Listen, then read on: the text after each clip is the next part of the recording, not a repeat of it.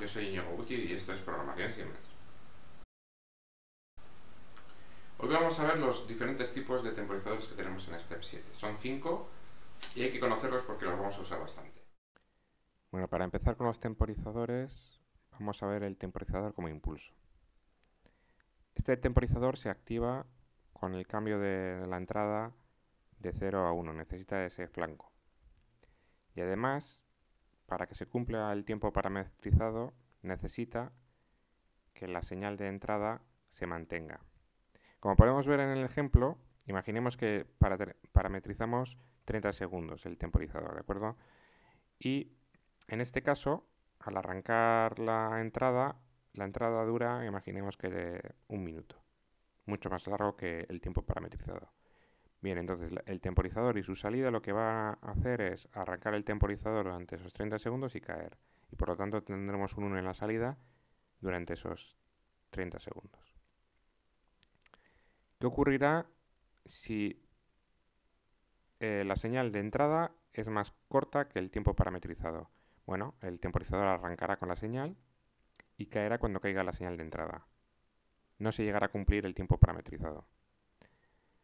Del mismo modo, si arrancamos el temporizador con el set, como indica aquí, arranca a la vez, y a mitad, aunque el set está activo, metemos un reset, deshabilitaremos el temporizador y por lo tanto la salida también caerá.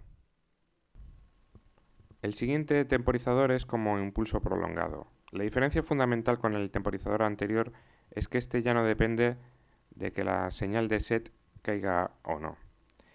En este caso la señal de set es más larga que el tiempo parametrizado, por lo tanto va a comportarse exactamente igual que en el caso anterior. Se activará el temporizador con el flanco positivo y caerá cuando se cumpla el tiempo parametrizado. La señal de salida durará exactamente ese tiempo.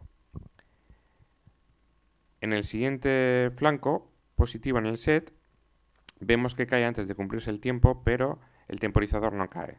Y cae cuando se cumple el tiempo parametrizado. Y la señal de salida será de longitud la del tiempo parametrizado. Ahora bien, ¿qué pasa si tenemos un flanco positivo durante el tiempo, o sea, si no se ha cumplido el tiempo parametrizado? Bueno, pues lo que ocurre es que el tiempo empezaría a contar y al pasar de 0 a 1, ese tiempo volvería a rearrancar. El temporizador se pondría a 0 y volvería a arrancar. Seguiría corriendo y aquí tendríamos otro flanco. Con lo cual se volvería a poner a 0, arrancaría. Y como no tenemos ningún flanco más, caería la señal. Y por tanto también caería la señal de salida. En este caso, si volvemos a tener un flanco positivo de set, si tenemos también un reset, el temporizador se apaga y por lo tanto la salida se queda a 0. El siguiente temporizador que tenemos es el temporizador como retardo a la conexión. En este caso vamos a ver dos ejemplos diferentes. Uno, el set de la entrada del temporizador es sustancialmente más largo que el tiempo parametrizado y el segundo, el set es más pequeño que el tiempo parametrizado y vamos a ver cómo se comportan. En el primer caso, el temporizador arranca con el flanco positivo del set y cae cuando termina el tiempo parametrizado. La salida, mientras que el tiempo no se ha cumplido, no se activa, y se activa cuando se ha cumplido el tiempo y el set sigue activo. Y cae cuando cae el set. Por lo tanto, lo que hemos hecho es filtrar la entrada, el tiempo parametrizado. ¿Qué ocurre si la entrada de set es más pequeña que el tiempo parametrizado? Bueno, el temporizador arranca con el flanco positivo y en este caso, como cae el set, también cae el temporizador. Y la salida, como el tiempo no se ha cumplido, sigue estando a 0. Imaginemos que tenemos un flanco largo de set y una vez que caiga el temporizador, porque se ha cumplido su tiempo, se activa la salida. ¿Qué ocurre si metemos un reset al temporizador?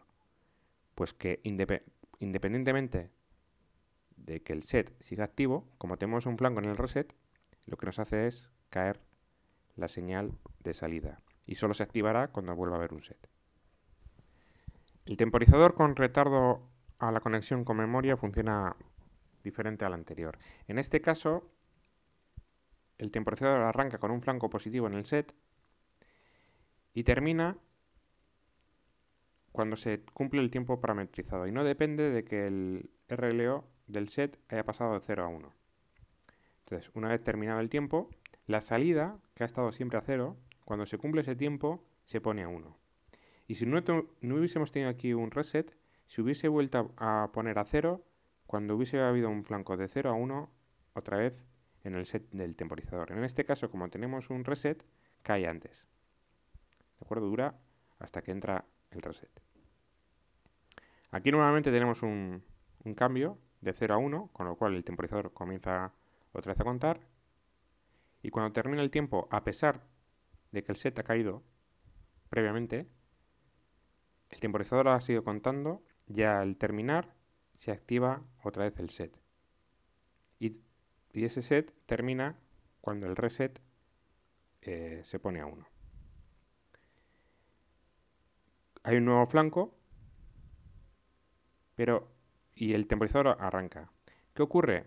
Que si pasa otra vez de 0 a 1, el temporizador, que tenía que haber llegado hasta aquí, vuelve a arrancar. Y al volver a arrancar, no llega nunca a terminar ese tiempo y por lo tanto la salida no se cumple ¿hasta cuándo? Hasta que se cumple, digamos, del segundo ciclo. Y al caer o al terminar el temporizador, entonces la salida se pone a 1. El último temporizador es el de retardo a la desconexión. Este sirve para filtrar ceros en la señal de entrada del temporizador. Como vemos, cuando la señal de entrada se pone a 1, la salida también se pone a 1. Cuando la señal de entrada cae, comienza a contar el temporizador y la señal de salida continúa todavía en alta. ¿Cuándo cae? Cuando cae ese temporizador. Esto suponiendo que la entrada ha caído y no se ha vuelto a recuperar.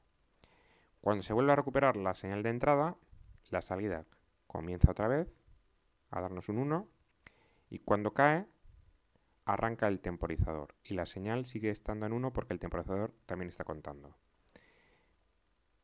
Como en este caso arranca de nuevo la entrada, el temporizador cae, pero la salida sigue estando 1 porque la entrada está a 1. Al caer nuevamente la entrada, comienza el temporizador y como el temporizador todavía está activo, la señal de salida sigue estando activa. Como aquí ya no se ha vuelto a restablecer la señal de entrada y se cumple el tiempo parametrizado, la señal de salida también cae. Es decir, aquí lo que hemos logrado es filtrar este hueco que hemos tenido aquí y además nos ha alargado este tiempo la señal en la salida. ¿De acuerdo? Vamos a tener la unión de la entrada más los tiempos. En este caso tenemos lo mismo. Arranca la entrada, luego tenemos también la salida 1. Cuando cae, arranca el temporizador y la salida sigue estando 1. ¿Por qué cae en este caso sin que el temporizador se haya cumplido? Porque hemos metido un reset. Al meter un reset, reseteamos el temporizador y por lo tanto la salida también cae.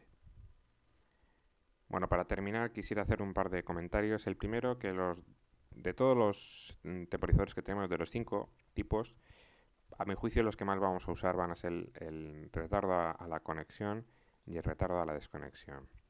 El retardo a la conexión lo usaremos cuando queramos evitar pequeños guiños en nuestros detectores. Imaginemos que tenemos una fotocélula y que por la razón que sea pues pueda tener algún tipo de reflejo que dure milésimas de segundo. Entonces vamos a filtrarla poniendo un retardo a la conexión para filtrar esos pequeños guiños que podamos tener en nuestra señal. Y el retardo a la desconexión, pues por idéntica razón, pero una vez que esté detectado, imaginemos con un inductivo, pues una chapa, que por vibraciones en un instante dado podamos perder esa detección, pues queremos evitarlo. ¿Cómo lo evitamos? Pues poniendo un retardo a la desconexión durante, por ejemplo, 1/10 de segundo, por decir algo.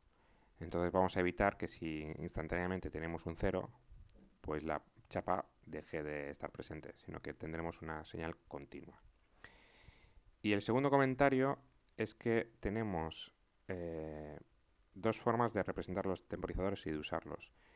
Como veis, he usado la misma entrada y el mismo temporizador en estos dos ejemplos. En el primero tenemos la entrada E0.0 con el temporizador 0 y la nomenclatura de tiempo de S5, que es el que vamos a tener que usar siempre. Y tal como está el segmento 1 y el segmento 2, funcionan exactamente igual. ¿Qué diferencias hay? Bueno, pues que aquí podríamos seguir metiendo más lógica y en este es como bobina final. Esa es la primera diferencia. Y la segunda diferencia es que en este bloque nos da dos salidas del valor del temporizador. Nos lo da en bits y también en BCD. Eso ya dependerá de cada caso si se puede ser necesario usar pues lo que queda del temporizador, la cuenta que le queda. Este, pues nada, funcionaría exactamente igual. Cuando se activa la salida, se activa también el temporizador, es decir, se pone a 1. Y por lo tanto podemos usar indistintamente este o este si no vamos a poner una lógica por detrás. Podemos usarlos tanto este como este y harían exactamente lo mismo. La diferencia es que en este caso ya podría poner la lógica detrás y en este caso tendremos que añadir un segundo segmento en el cual añadiríamos pues el temporizador y bueno, pues aquí ya añadiríamos pues todo lo mismo que pudiéramos añadir aquí lo añadiríamos aquí detrás. Bueno, como habéis visto, son muy diferentes cada uno de los 5 tipos de temporizadores que tenemos. Con los temporizadores que hemos visto hoy y con la lógica booleana que vimos en el último tutorial, vamos a empezar ya a hacer ejemplos prácticos. Si os ha gustado el vídeo, dad aquí abajo a me gusta, suscribiros al canal y nos veremos en el siguiente tutorial que ya será un ejemplo de verdad.